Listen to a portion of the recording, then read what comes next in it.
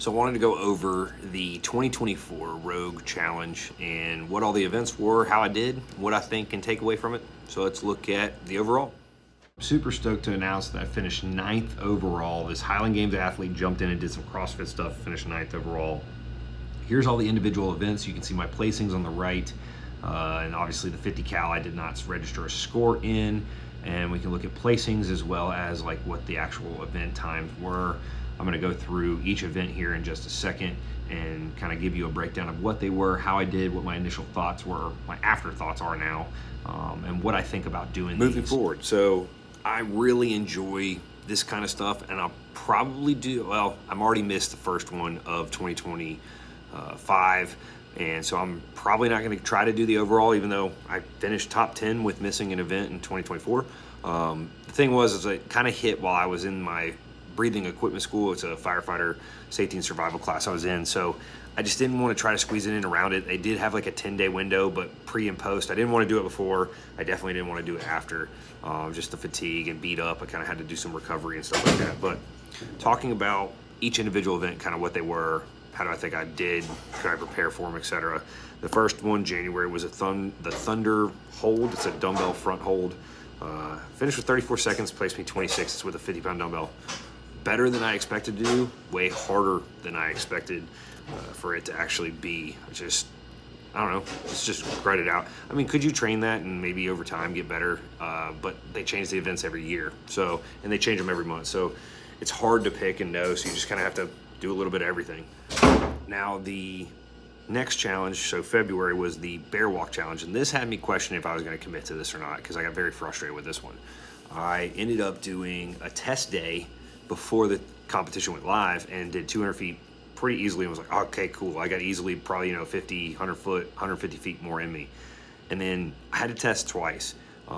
I just had to have been fatigued from training or work and lack of sleep or whatever. For the life of me, I could not get back to barely 200 feet. And I was like, I didn't know what was wrong with me. I just redid it the other day, now a year later, and easily did 200 feet again.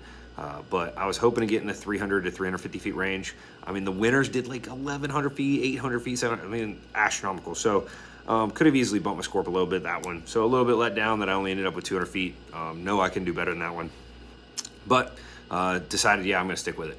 And then the next month, the 50 cal Echo Challenge. So 50 calories is fast pulse on the Echo bike. This is another one. I actually zeroed this event. I did it, but didn't do it. As in, I just didn't, I can't remember what happened where I didn't record things right or something like that. I messed it up. But also, no, I actually just quit on it. So I think my Echo bike was having an issue, or still is, with counting calories properly. Because I had done a test on it and had done the challenge. I stopped at about 40 calories and cruised through to the finish at 44 seconds. So I was like, dang, I know I could do better than 44 seconds, but I did have the little windbreak panel on there, and I don't know if that makes that much of a difference. When I went and did the actual test, I had somebody counting for me because I just did it with my eyes closed, went hard as I could. I hit 44 seconds and still had 10 calories to go, and I just quit.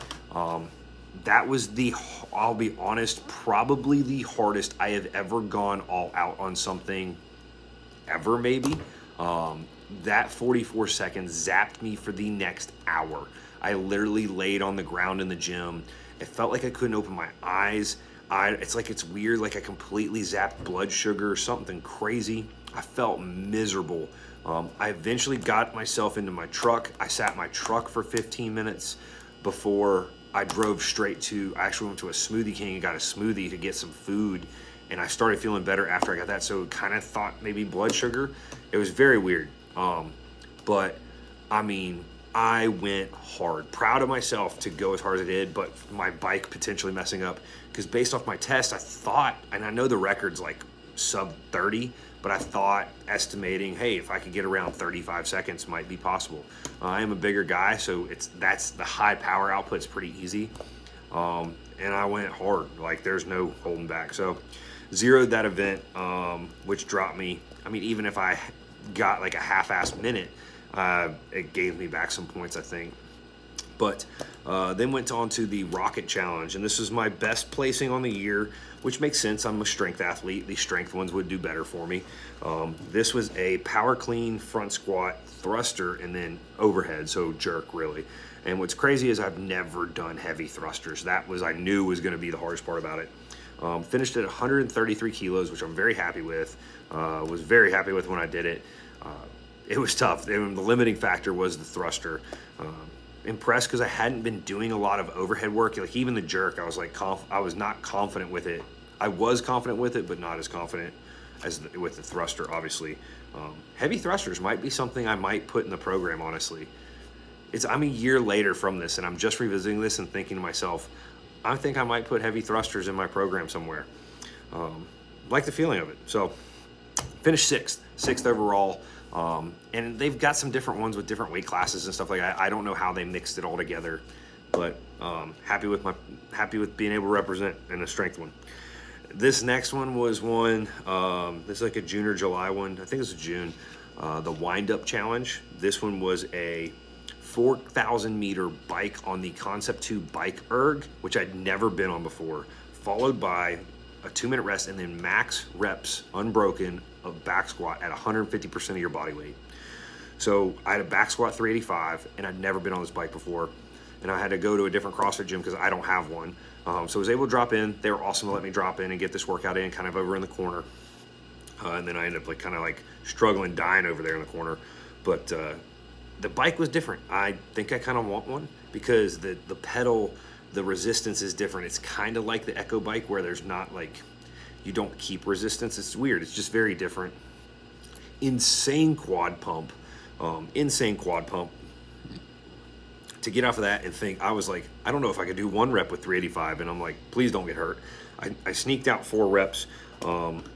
Placed me decent because so my ride was 732, and then every rep they drop your time by 10 seconds or something like that. I finished 34th. I was kind of happy with that. It was cool. It was cool to be able to lift that heavy after doing something so heavy cardio. Kind of impressed with my body in that one, honestly. And that's what a lot of this stuff did, was it kind of gave me something fun to do just to see, am I capable? And I love that idea of being capable. We'll jump in the next one because I know this video's running on and on. The Cliffhanger Challenge. Hanging from a bar for max time. And then they made a rule your hands can't come below the bar, because some people are hanging from one hand to shake this one out, and they just switch hands. They're like rock climber people.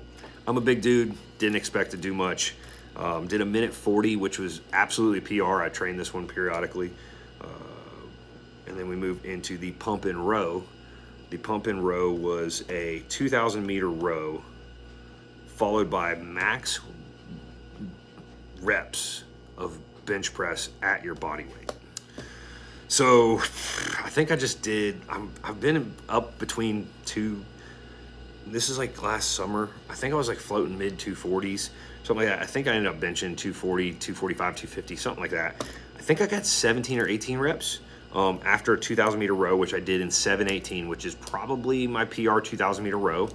Another one I've got to go back and track down some of my random PRs, row PRs, ski erg, different distances in the rows. I need to look some of that stuff up just to I always love chasing a PR. If I know I can go to 7:15 instead of 7:18, that little bit of push is always pushing the needle better. So once again, different doing a cardio piece and then a strength piece together. All right, and now let's get into another challenge that I did really well at, better than I expected at. And that was the Trifecta Challenge, which was in 1 hour. You have to set an hour time clock, and I use my computer to verify it. You have to front squat, strict overhead press, and sumo deadlift. So that's 3 different, instead of squat, bench, dead, which is kind of clever, pretty cool. Kind of like the idea. Trifecta Challenge, I hit 1,120 pounds, gave me a 7th place finish in the event. So front squatted 365. Strict overhead press 235, and then sumo deadlift 250. 250, 520 or 525, which is however that adds up, something around those numbers. And cool to hit those numbers on lifts I really at the time wasn't doing. I wasn't front squatting at the time much. Have been a lot lately since. Wasn't strict overhead pressing at all. and wasn't doing sumo at all. So to hit those numbers, like I said, it's cool to just see how capable you are. The next one of my least favorite, hope they never do it again. The up down challenge, 5 minutes of max burpees. And you had to put I put a little piece of tape on the wall or put it on the rack. So you have to touch over the tape to make sure you're jumping for your burpees. It's 61 in 5 minutes. Probably never want to do that again. Then we had the claw challenge. I'm a little another one to kind of be disappointed in towards the end of the challenge. What it was to hold 2 dumbbells by the ends. They were 25-pound dumbbells. I figured, having trained a good bit of grip and doing some arm lifting stuff through the year, I did get away from training some of that grip. I figured I'd do a little bit better than most. And I finished 24th. I only held them for 59 seconds. There are some people that held them stupid long. I have wide, fat fingers, but they're very short. I have very short, small hands comparatively. Like, I don't know, a pin. I have small hands. Hurts me in open hand grip stuff. And that's exactly what this was. And then to finish off the year, they have the sleigh ride. It goes in pair with the 24-hour row they do. The challenge is what they call it. And this is the sleigh ride, which is a 10,000 meter row for time. I was impressed with myself. Didn't quite hit the goal I wanted. I wanted to see if I could hold 8-minute 2Ks. So it'd be 40 minutes. I was at 40:42, and that last couple minutes I was trying to get it down, but it just adds up. So finished the 10K row in 40 minutes. Tried to put on music when I had to record the whole thing that didn't have words, so it wouldn't copyright on YouTube, because you have to upload all your videos to YouTube. It's still copyrighted. And I was the only one in the gym, had no TV, had music with no words, and I had sit in front of the rower for that long, your butt falls asleep, it was, whatever. I did it. I sat down at something I didn't want to do, and I didn't, honestly. So, let's get into wrapping that up. Like I said, finished 9th on the year. As it looked like it was possible to finish top 10, I was pretty happy to do that, pretty cool to do that. In the world, anybody in the world can enter this stuff, and to be a Highland Games thrower and strength athlete and do such, I'm pretty proud to represent in that realm, I'll be honest. But thinking about the Rogue Challenge, I love their idea, and they have some yearly challenges. This year they changed things up again, and apparently this Rogue Challenge, they change, these challenges won't be the same in 2025, the monthly ones. They've changed them up, and I love them because, like I've mentioned a couple times, it just challenges you, are you capable? So it definitely got me out of my comfort zone. It got me thinking about my training a little bit differently. It got me exploring different elements of fitness a little bit differently, which is kind of CrossFit-esque, but also a lot of things relate to my job. When I'm a fireman, I go somewhere, I never know what I'm going to get into, or what we're going to be required to do on scene of something. So you have to be capable to deal with anything that's thrown your way. And it can work in a lot of other jobs, and it can work in sports. So as a Highland Games thrower, you know the event you're going to be in, but some of the things we do are odd positions and weird things, and you bend and twist and move and then do it all explosively in different ways. And then, you have to throw all day long. So you do have to have a realm of conditioning and whatnot.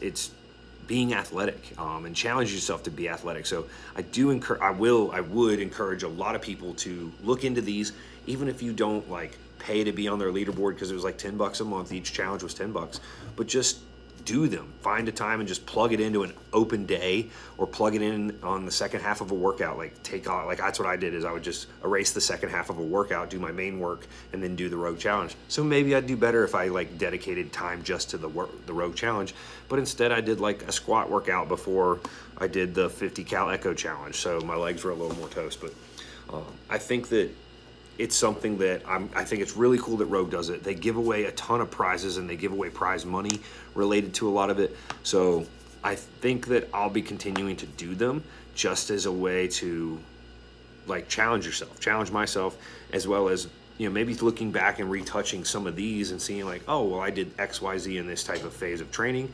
Maybe if I did, like, if right now I'm coming off kind of a CrossFit phase, well, maybe some of the endurance-based ones I could do a lot better at right now after an 8-week phase of a more conditioning type of things. So here's a perfect example. Right now, currently, and when I'm recording this video, is I'm in the middle of doing my cardio is 3 days a week on the Peloton bike, plus I'm doing a lot of squatting right now. So the one is the wind-up challenge. Could I revisit that wind-up challenge and potentially crush what I did on that for a time standpoint? So that's the way that you can look at some of this stuff. It can give you some challenges, expose you to some different things that you didn't know whether you enjoy or you hate. And but yeah, the whole come back to, please do this stuff. Find other things, maybe not these. Come up with different challenges, enter competitions, do this, that, and the other, to then challenge yourself and challenge your fitness. Get out of your comfort zone and push yourself. So I recommend it. Really happy I did it. Thank you, Rogue, for doing it. They'll probably never see this, but I really did enjoy it. So it's just my thoughts. Thought it'd be a cool video. You don't even have to watch it. You can literally just be listening to me and doing something else. Listen to me talk about it. But just a different off the wall video for you guys. We'll see you soon. Later.